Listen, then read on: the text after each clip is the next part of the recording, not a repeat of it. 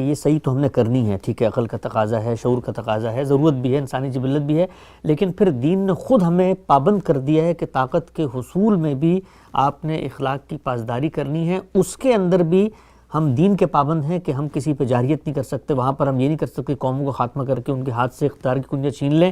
وہ بھی طے ہے کہ اگر آپ نے اقدام کرنا ہے تو وہ ظلم اور فساد کے خلاف ہی ہو سکتا ہے۔ اس میں کیا شک ہے؟ یعنی بات یہ ہے کہ جب آپ دین کی بات کرتے ہیں تو دین تو پھر زندگی کے تمام معاملات میں اخلاقی تطہیر کا تقاضا کرے گا۔ یعنی ہم جانتے ہیں، اس بات سے ہم واقف ہیں کہ ہمارے دین کا دائرہ کیا ہے۔ ٹھیک، بارہا میں نے اس کو واضح کیا ہے کہ وہ تطہیر بدن ہے، تطہیر خور و نوش ہے، تطہیر اخلاق ہے۔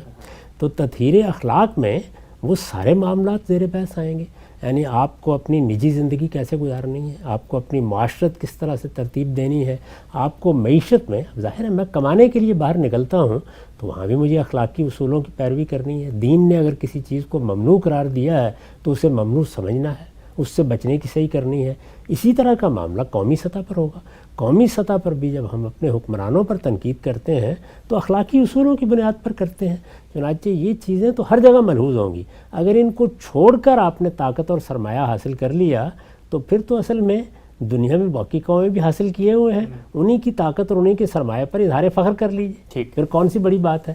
اصل چیز یہی ہے کہ آپ جس دین کے علمبردار ہیں، جن اخلاقی حدود کو آپ اپنے لیے شرف سمجھتے ہیں، ان کو پوری طرح ملحوظ رکھتے ہوئے طاقت بھی حاصل ہو اور سرمایہ بھی حاصل ہو۔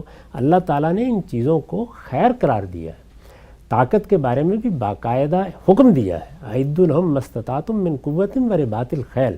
اسی طریقے سے مال کے بارے میں بھی یہ کہا ہے کہ یہ تو اصل میں اللہ کے فضل کی تلاش ہے۔ تو طاقت اور سرمایہ کے حصول کے لیے جو اقدامات بھی انسان کرتا ہے وہ کرے گا، وہ قومیں بھی کرتی ہیں، وہ افراد بھی کرتے ہیں، وہ اسی طرح سے چھوٹی قومیتیں بھی کرتے ہیں۔ ہر شخص اپنی سطح پر کر رہا ہے۔ اس وقت جو لوگ اپنا وطن چھوڑ کے دوسری جگہوں پر جاتے ہیں تو عام طور پر آپ دیکھیے کیا ان میں پیش نظر کوئی غیر معمولی مقاصد ہوتے ہیں؟ بڑا مقصد یہی ہوتا ہے کہ وہ اپنی معیشت کو بہتر کرنا چاہتے ہیں۔ تو یہ چیز تو ایک بالکل سامنے پڑی ہوئی چیز ہے، پیش پا افتادہ حقیقت ہے، اس پر بات کرنے کی ضرورت نہیں ہے۔ یہ سب چیزیں اگر دین میں ممنوع ہوتی تو تب بات کرنے کی ضرورت تھی۔ دین میں یہ خیر ہے، اللہ کا فضل ہے، ان کو تلاش کرنا ہے، لیکن دین اور اخلاق کے حدود کی پابندی کرنی ہے۔ نقطہ بالکل واضح ہوا۔ جدید ریاست کے اسٹرکچر میں ریاست اور سیاست سے متعلق اسلام کی جو ہدایات ہیں، نظم اجتماعی سے متعلق جو خدا کی کتاب اور قرآن میں قانون بیان ہوا، کیا اس پر عمل درآمد ممکن بھی ہے؟ جو ہرڈلز عام طور پر بیان کی جاتی ہیں موجودہ ریاست کے پس منظر میں اور جو اعتراضات کی جاتے ہیں، ہم سب کی خدمت میں رکھے آگے بڑھاتے ہیں سلسلہ گفتگو کو، لوگوں کے سوالات کو لیتے ہیں، دیکھتے ہیں آج ہمارے ساتھ کون ہے۔ جی سوال کیجئے گا۔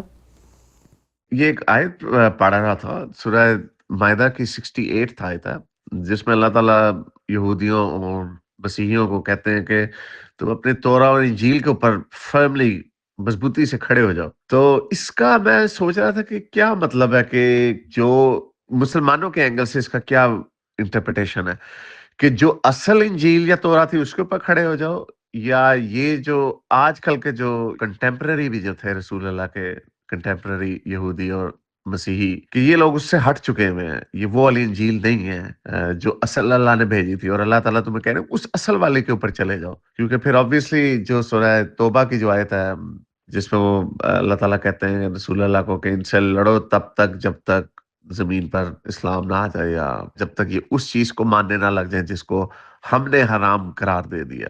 ذرا اس پہ تھوڑی سی روشنی ڈالیے گا۔ جی ہم سے فرمائیے گا، بات سوال واضح ہے۔ یہ بالکل واضح اور متعین چیز ہے کہ اللہ کے آخری پیغمبر کی حیثیت سے محمد الرسول اللہ کی بعثت ہو چکی ہے۔